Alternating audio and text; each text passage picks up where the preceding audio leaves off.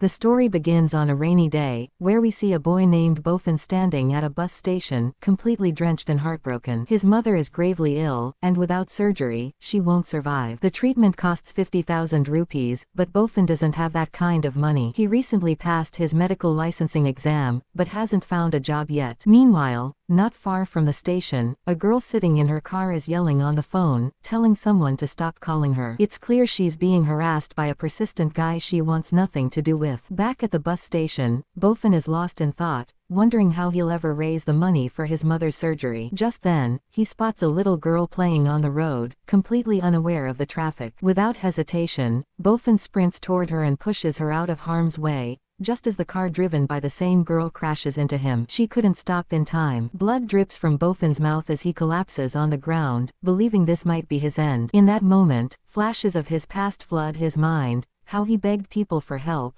only to be mocked, insulted, and kicked out of their homes. Some even cursed his mother. Just then, a strange glow comes from the pendant around his neck. As his body hits the ground, the pendant disappears, and everything goes dark. Suddenly, Bofin finds himself in an unfamiliar place. Confused, he looks around when an old man appears before him. The man says, "I am the spirit of an ancient doctor, asleep for centuries. But even in your worst moment, you chose to save a child. Your kindness woke me." Moved by Bofin's courage, the spirit transfers all his ancient medical knowledge into Bofin's body, along with secret martial arts techniques. Bofin is overwhelmed with emotion, realizing this power could help him save his mother. But just as he begins to understand what's happening, Bofin wakes up in a hospital bed. Despite the serious accident, he finds himself completely healed. Shocked, he wonders, was that just a dream? But the techniques and knowledge from the ancient doctor are still crystal clear in his mind. Suddenly, the girl who hit him with her car walks in. Her name is Choo Choo. She apologizes frantically and explains that she just got her driver's license yesterday. "Please don't file a complaint," she begs. "If you do, I could get into serious trouble." Bofin smiles and reassures her, "Don't worry, I'm fine. I won't file any complaint." Even Choo Choo is surprised. "Honestly, I'm amazed you're okay." The doctors called it a miracle. As Bofin starts to leave the hospital, Choo Choo insists, "Wait. The doctors said you need rest." But Bofin replies, "There's an emergency I need to take care of. Please handle the discharge papers for me." Before he leaves, Choo Choo quickly says, "I've saved my number in your phone. If you ever need help, just call me." Bofin rushes out of the hospital and heads straight to the ICU, where his mother's body is lying, lifeless. A doctor is already instructing the nurse to move her to the morgue. But just then, Bofin enters the room. The doctor turns to him and says, "Hurry up and pay the 50,000 rupees, or we won't be able to proceed with the surgery." Bofin calmly steps forward, ignoring the doctor, and pulls out a set of ancient-looking needles, the same ones given to him by the spirit doctor. The doctor scoffs, "What are you trying to do? Stick needles into a dead body? Are you trying to torture your mother even after her death?" But Bofin remains focused. Looking at the needles, he thinks to himself, there isn't much difference between ancient medicine and traditional Chinese healing techniques. He then activates his special eyes, another gift from the spirit, which allow him to scan his mother's body in detail. Within moments, he discovers the real issue isn't her heart, it's her brain. Using the techniques he was taught, Bofin quickly searches for a treatment method. He finds one, and begins placing the needles at precise points across her body. The doctor, still skeptical, mutters, "This kid is insane. He should be arranging her funeral, not playing with needles. Every extra hour in this ICU is going to cost him more." Bofin turns to him and calmly says, "My mother isn't dead, so I'm not arranging any funeral." The doctor snaps, "Are you insane? If you manage to save her, I'll give you my position." Moments later, Bofin finishes the treatment and removes the needles. Slowly, his mother opens her eyes. Everyone in the room is stunned.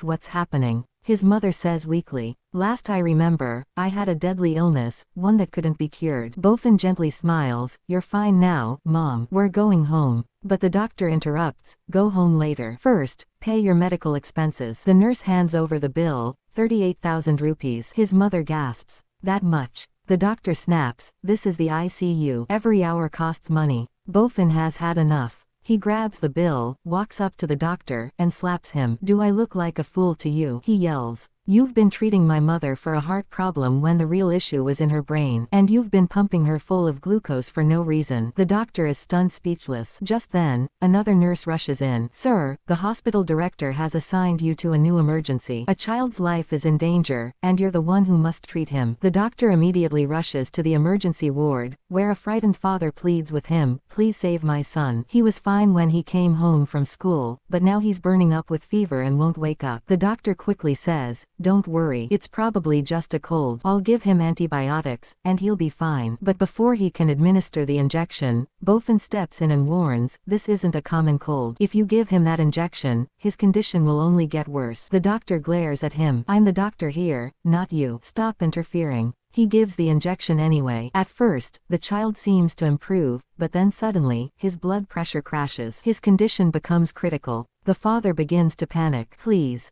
do something. He's my only child. I can't lose him. But the doctor is frozen. He doesn't know what to do. Bofen steps forward, calm and focused. This isn't a cold. He's been poisoned. Without waiting, Bofen inserts a needle into the child's chest. The doctor doesn't stop him, hoping that if something goes wrong, Bofen will take the blame. Bofen continues the treatment, placing multiple needles across the child's body. The father, now completely overwhelmed, demands, who are you? You're not even a real doctor. What are you doing to my son? Just then, the nurse checks the monitors. His vitals are stabilizing, she says. He's getting better. Even the doctor is shocked. Bofen removes the final needle and says, he had food poisoning. Please be careful with what he eats from now on. The child regains consciousness. His father runs over and asks, how do you feel now? The boy grins and says, I feel like eating ice cream. The father, overjoyed, thanks Bofen and offers him some money, which Bofen quietly accepts. Then the father and son leave the room. As the father and son walk away, the doctor turns to Bofen and says, well, now that you've got some money, hurry up and pay your hospital bill. But before Bofen can respond, the doctor gets a call from the hospital management team. They're asking for an update on the boy's condition. He nervously replies, the child is fine now. He's already been discharged and sent home. But then the director on the call says, we've just been informed that several more children are arriving with the same symptoms. Prepare the emergency ward immediately. A few moments later, both the dean and the hospital director arrive. Seeing them, the doctor whispers to Bofen, keep your mouth shut. If they find out you treated that child without a medical license, you could be arrested. Don't worry, I'll handle everything. Bofen realizes this doctor is trying to steal credit for what he did.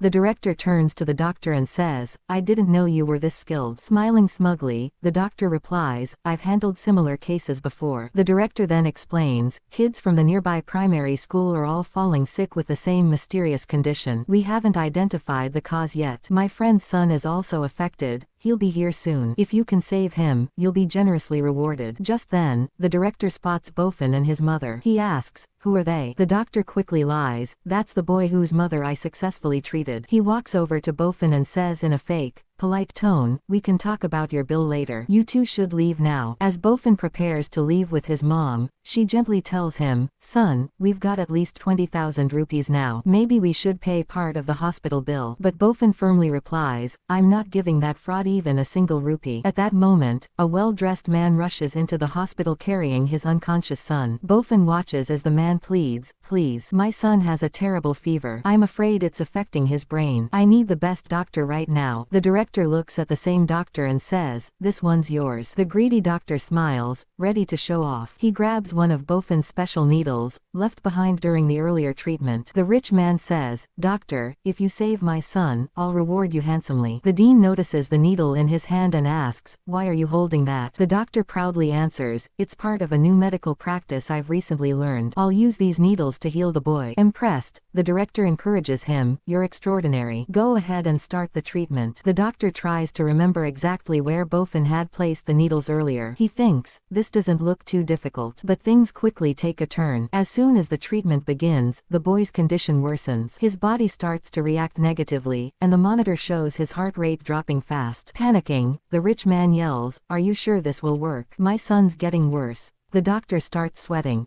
It'll work. I just saved a kid with this same method. But in his rush and lack of knowledge, he inserts a needle in the wrong spot, and the child's condition plummets. The monitor begins beeping wildly. The boy's heartbeat slows dramatically. The doctor's hands begin to tremble as the needle falls from his grip. The furious father shouts, "What have you done to my son?" Even the director steps forward and demands, "What's going on? You said you knew how to handle this." But the doctor stands frozen. Deep inside, he knows, when Bofen did it, the child survived. Now I've messed up.